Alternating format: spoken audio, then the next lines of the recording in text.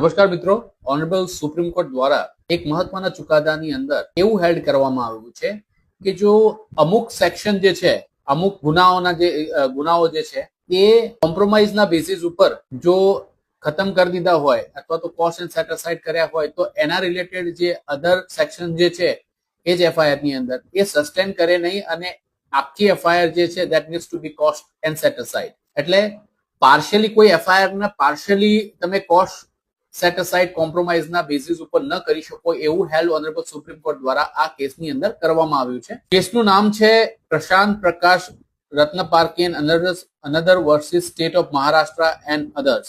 એમાં એવું લખ્યું છે, ઓનરેબલ સુપ્રીમ કોર્ટે એવું હેલ્ડ કર્યું છે કે the partial retention of more serious charges while dropping related offences from the same incident is legally untenable and amounts to an abuse of judicial process. એટલે મોર સિરિયસ ચાર્જીસ ને as it is રહેવા દો અને બીજા જે charges છે એને કન્સેન્ટના basis ઉપર તમે ખતમ કરી દો તો એ જે છે એ અનટેનેબલ છે and it amounts to an abuse of judicial process. તો એવું થઈ ન શકે એવું હેલ્ડ ઓનરેબલ સુપ્રીમ કોર્ટ દ્વારા આ કેસની અંદર કરવામાં આવ્યું છે. આ પ્રકારના લીગલ અપડેટ્સ માટે મારી આ ચેનલને ફોલો કરો અને વિડીયોને શેર કરો. જય હિન્દ, જય ભારત.